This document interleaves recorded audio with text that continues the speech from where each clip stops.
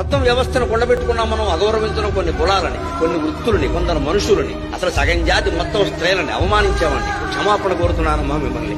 భారతీయ సంస్కృతి తరఫున అవమానించాం. మమ్మల్ని క్షమించండి. యావత్తు స్త్రీ జాతి క్షమించండి. నేను చూశాను నా కళ్ళతో. ఆడాళ్ళు పండి ఆడదాని నీకు ఎందుకు లోపలికి పో, పెడబుత్తులు ఉంటాయి మీకు, ఆడదాని నమ్మద్దు అని పుస్తకాల్లో రాసి ప్రచారం చేశారు. కానీ నా జీవితం మొత్తం మీద నమ్మదగిన ఆడవాడు చాలా మంది ఉన్నారు. మోసానికి ఆడదేం ప్రసిద్ధి కాదు, మగాడు ప్రసిద్ధి.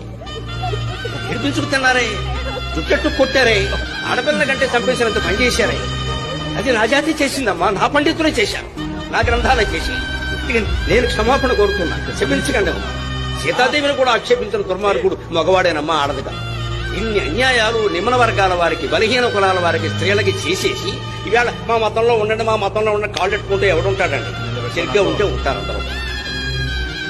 జరుగుతున్న విషయం అది. మన భావజాలం, క్రైస్తవ భావజాలం, 66 పుస్తకాలు ఉన్నటువంటి బైబిల్ గ్రంథ భావజాలం ఏం చెప్తుంది అని అంటే, స్త్రీకి ఇవ్వాల్సినటువంటి గౌరవం ఇవ్వాలి, కూతురుకి ఇవ్వాల్సినటువంటి గౌరవం ఇవ్వాలి, కూతురుకి ఇవ్వాల్సినటువంటి హక్కు ఇవ్వాలి. నీ ఆస్తిలో హక్కు, నీ పేరులో హక్కు, నీ కుటుంబంలో హక్కు, నిన్ను చూసుకునే హక్కు నీ కూతురికి ఇవ్వాలి.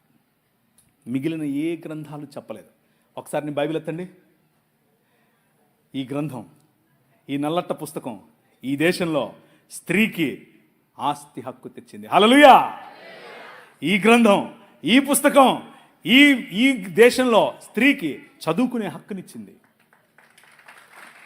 స్త్రీకి నాయకత్వపు హక్కు ఇచ్చింది. ఇందిరాగాంధీ వచ్చి ప్రైమ్ మినిస్టర్ అయ్యింది అని అంటే కారణం ఏంటనుకుంటున్నారు? సనాతనం కాదు కాదు కాదు కాదు కాదు నౌజుబిల్లాహి శైతానిర్ కాదు కాదు కాదు కాదు బైబిల్ గ్రంథం